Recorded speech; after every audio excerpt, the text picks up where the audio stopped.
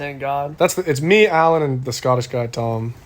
We're gonna go get the permits, and this is our first scam of the trip. First scam, woo! Charming ass, probably like 20-year-old Nepali dude, amazing English, comes up and is just like chatting with us, and that happens a lot. And we're walking in a very crowded area. Hella crowded, yeah. And this guy approaches like Alan, and he's kind of walking the same way as us, and he and Alan are chatting. So he makes it seem like we're both going the same way.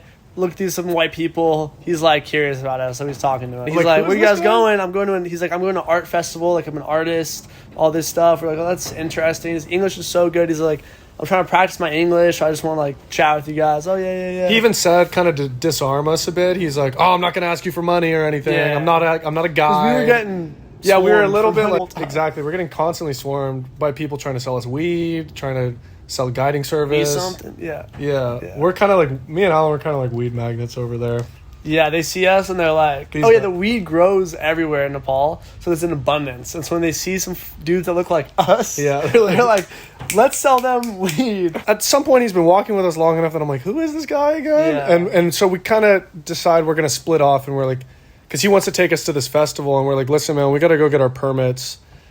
So, but thanks anyway. And he's like, oh, I'll just take you there. I'll take you to the permit office. Like, we're in the permit office for 2 hours, and he waits outside the entire time because he's pretty insistent on taking us to, like, his art school. And now we're a little like, oh, that's a long time to wait. Yeah. And he's like showing us, he's taking us around the city, showing us these like beautiful temples and telling us like the religious context of each temple. And it's like super interesting. Yeah, really It's like a helpful walking stuff. tour. Yeah. And he knew what he was doing. And I was like, this is pretty scammy. Like, he's going to ask for money eventually, but like, it was so interesting. We agreed to go to his art school. I remember we had a little meeting, me, you, and Tom, where we're like, if it gets sketch, we'll just turn around. Yeah. Because we, three of you know, us, it's one of him. Like, at this point, we're not like super gullible.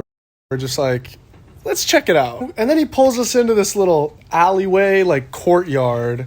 That's when we got into the courtyard, we were all like, oh. It was just like, it was like 15 dudes just like sitting in a circle of chairs, like chopping it up. None of them look like artists. No, okay? It's separate from the street. We're in like a secluded place now. Yeah. He's brought us somewhere secluded. We're like, fuck. Like, yeah, this because these are kind of scrappy looking guys. He had so many details about the art school. He's like, oh, it's so selective, and there's only 4 masters and 21 students, and it's 2 years in school before you have your like masterpiece performance. And you're like, none of them are in school. Like, No, they're like playing cards and just like drinking in the middle of the day. This is the point where, based on our meeting, we should have been like, we're turning around, we're leaving. Yeah. But since we're either like too polite for that, or just, I don't know, we were just like, let's stick around, see what's going on. So he brought us into the art school. We walk upstairs, and there's the guy already kind of standing waiting for us. Yeah. And there's like three, I remember 3 lights right above the 3 chairs that have been set out for us. Yeah. And he's just like, have a seat. And we're like, oh shit. Now it's a situation. And it was supposed to be like a spontaneous, like, come check out the art. But there's a dude in there just waiting for us. Yeah. With like these lights and the mandala like paintings. Basically, the scam is they have these mandalas that we saw all over the place selling for like the equivalent of $5. They're mass produced. So we see them all over the place. And they basically have these mandalas that they send this guy out. He goes into Tamil where he's going to find lots of white people. He approaches some white people, kind of breaks down their guard a little bit, tells them like, oh, isn't it destiny that we met each other? That kind of thing. Karma. He's like, I don't expect anything in return. I'm going to show you around the city. I'm going to get you tea. I'm going to introduce you to these people. Yeah. Just for good karma. Yeah, just for good karma. I don't expect anything back.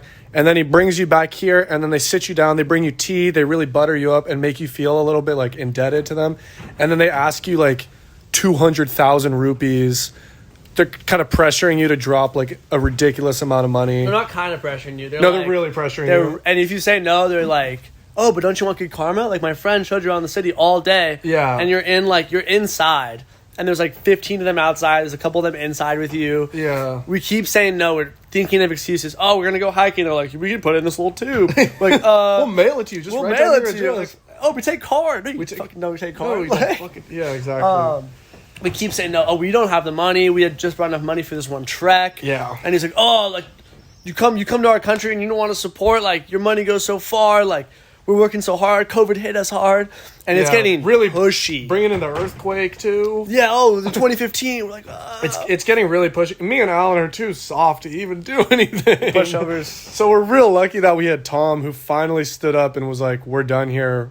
We're gonna be leaving." He had to be so direct. He had to be like, "We're not gonna buy anything. Like, we're leaving." Yeah. We even offered. We're like, "Oh, it was so nice for him for the tea and for the guiding. Like, we'd love to just give you some money for that." And he's like, "No, we don't take that." He said, "We don't take that in Buddhism. We don't just accept without giving," which is already weird because that's like goes against what they were saying earlier. Yeah, it's contradictory. And that was at the beginning, and at the very end, when it was very clear we're not going to buy anything, he's like, "All right, we'll take a donation."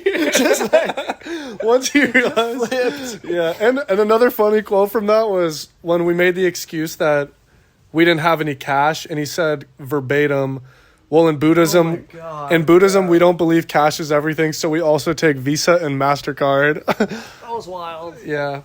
So then we got up out of there, and we saw on the way out that there were other white people that had been like lured into this scheme that might not have been as so elaborate. If you can get one group to drop 200,000 rupees, like that money will last you a long time.